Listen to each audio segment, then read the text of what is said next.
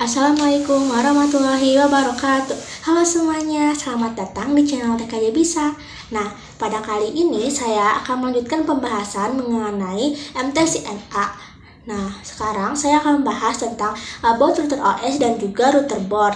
Oh ya, sebelum melanjutkan, alangkah baiknya kita perkenalan dulu ya. Sebelumnya, perkenalkan, nama saya Nur Halimah, asal sekolah saya dari SMK Negeri 2 Bale Endah, dan juga kelas saya ada di 11 TKJ 2. Jurusan yang saya ikuti adalah Teknik Jaringan Komputer dan Telekomunikasi. Nah, lanjut ke pembahasan. Pada pembahasan kali ini kita akan membahas lebih dalam mengenai router OS dan juga router board. Nah, kemudian kita juga akan mengenal terkait fitur-fitur yang ada di router OS. Lalu di sini saya juga akan membahas mengenai nama, tipe, dan juga arsitektur router board. Nah, mari kita lanjut ke pembahasan yang pertama, yaitu Mikrotik Router OS. Jadi, sebelumnya kan sudah pernah dibahas ya teman-teman, kalau mikrotik itu terbagi menjadi dua. Nah, yang pertama itu ada hardware, lalu yang kedua itu ada software. Kalau yang hardware itu berbentuk fisik, nah contohnya itu ada router board, sedangkan yang software itu berbentuk OS, contohnya itu adalah router OS. Nah, jadi router OS ini merupakan software dari vendor mikrotik yang dinamakan sebagai router OS ya teman-teman.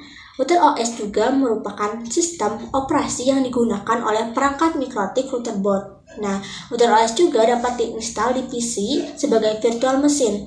Contohnya diinstal di VirtualBox, VMware, dan sebagainya. Oh ya teman-teman, router OS juga lebih baik diinstal di PC loh. Ada yang tahu nggak kenapa? Nah, jadi aku kasih tahu ya. Router OS itu kenapa harus diinstal di PC? Karena kalau diinstal di PC, kita bisa custom nih, prosesornya mau apa, RAM-nya mau berapa, harddisknya apa, dan kalau kena problem pun yang diganti itu cukup port LAN card-nya aja. Nah, berbeda kalau dengan router board. Router board itu kalau ada masalah, yang diganti itu semuanya teman-teman.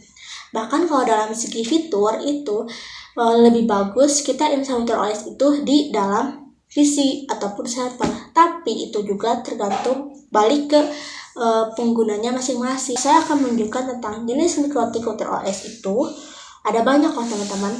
Contohnya itu ada satu, yaitu ada mikrotik S86 bit. Saya coba search ya, mikrotik S86 bit. Nah, ini dia mikrotik S86 bit teman-teman. Nah, dan mikrotik S86 bit juga ada banyak jenisnya loh teman-teman. Contohnya itu adalah mikrotik S86 bit Dinara. Adalah mikrotik S86 bit Dinara teman-teman. Nih, jadi ini ya contohnya. Oh ya, nah router OS juga merupakan standalone operating system yang berbasis Linux versi 3.3.3.5 kernel ya teman-teman. Nah, sekarang kita akan lanjut membahas mengenai router board. Nah, kalau router board itu berarti lebih mengarah ke hardware ya, atau lebih mengarah ke fisik, karena hardware itu kan alat fisik ya. Nah, oh iya, kalau misalnya di router OS itu kan kita bisa custom ya, kita mau harddisknya apa, processornya apa, RAM-nya berapa. Tapi kalau di router board itu kita nggak bisa setting sendiri ya teman-teman. Jadi di router board itu kita udah bawaan default mikrotiknya, kita nggak bisa setting sendiri ya teman-teman. Terus karena mikrotik itu ada banyak fiturnya, kayak routing, switching, dan lain-lain. Nah, maka fitur-fitur itu bisa tergabung dalam satu perangkat maupun terpisah.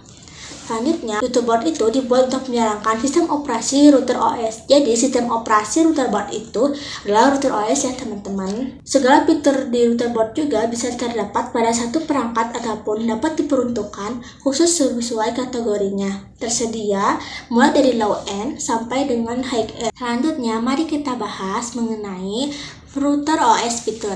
Jadi, mikrotik itu mempunyai banyak fitur manfaat seperti bisa untuk routing, firewall, QoS, point-to-point, dan sebagainya. Nah, untuk kalian yang ingin melihat lebih banyak atau lebih detail tentang fitur-fitur ini, kalian bisa lihat di link ini ya teman-teman. Ataupun nanti saya akan cantumkan di deskripsi video ini. Nah, sekarang mari kita bahas fitur ini satu persatu, mulai dari support wireless network. Wireless itu artinya tanpa kabel ya teman-teman. Nah, wireless ini juga udah terpasang di mikrotik. Nah, wireless juga ada yang diperuntukkan untuk indoor dan ada yang diperuntukkan untuk outdoor dengan standarisasi A, D, G, N, dan SC. Nah, untuk indoor contohnya adalah CIP wireless. Nah, kira-kira seperti inilah bentuk CIP wireless itu. Nah, sedangkan untuk outdoor yaitu ada point to point dan ada juga point to multi point. Untuk point to point contohnya ada LHG, AC, Mikrotik. Nah, seperti ini ya teman-teman bentuknya. Sedangkan untuk point to multi point contohnya itu ada Omnitic, Mikrotik. Nah, kira-kira seperti itu ya teman-teman gambar Omnitic, Mikrotiknya. Nah, selain itu juga fitur OS juga bisa untuk routing. Di routing itu ada yang dynamic routing dan ada juga yang static routing. Nah, dan routing ini juga sudah support di IP versi 4 dan IP versi 6. Kemudian ada fitur firewall, yaitu fitur agar Mikrotik bisa aman. Jadi dia bisa memblokir website dan juga mengatasi serangan-serangan internal maupun eksternal. Nah, sedangkan NAT itu untuk mentranslate IP privat ke IP publik dan juga sebaliknya. Lalu ada fitur yang selanjutnya yaitu fitur QoS atau bandwidth management. Nah, jadi nanti Mikrotik itu akan mengatur bandwidth-nya ya teman-teman. Nah, lalu untuk fitur point-to-point tunneling contohnya itu ketika kita ingin mengeremote server dari jarak jauh dan itu pun bisa dilakukan. Lanjut ke fitur user management. Contohnya itu kayak nanti HCP. Nah, di HCP itu nanti kita akan mendapatkan IP otomatis. Lalu di sini juga ada fitur tools kayak bandwidth, test, storage, mapping, dan lain-lain. Tipe nama di router board. Kategori nama pada perangkat router board Mikrotik itu berdasarkan 3 kategori teman-teman. Yang pertama ada nama, yang kedua ada word, yang ketiga ada exceptional naming. Nah, kalau kalian lihat di router board, maka akan ada tanda seperti ini ya teman-teman. Nah, untuk RB-nya itu singkatan dari router board, sedangkan angka 7-nya itu ada untuk seri atau kelas router, sedangkan angka 5 itu adalah jumlah port Ethernet atau jumlah yang akan terhubung dengan kabel. Nah, untuk 1 itu adalah jumlah port mini PC atau wireless. Nah, kategori yang kedua ada word seperti Omnitic, Groove, SXT, LHG, dan lain sebagainya. Lalu yang ketiga ada exceptional naming.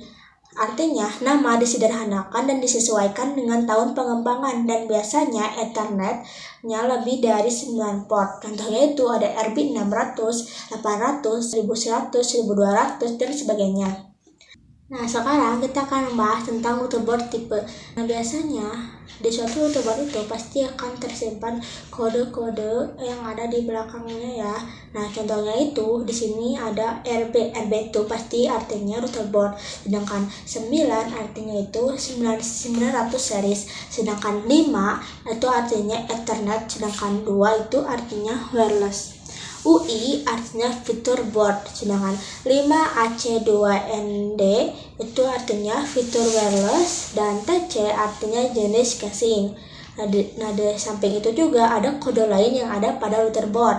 Nah, seperti U yang artinya support port user USB, dan A artinya memori lebih tinggi dan level lisensi lebih tinggi, dan juga H more powerful CPU, G support port gigabit, 5 support for SFP, dan juga banyak lagi. Nah, untuk kalian yang ingin melihat produk naming Mikrotik lebih lengkap, saya telah mencantumkan link yang nanti saya akan cantumkan juga di deskripsi.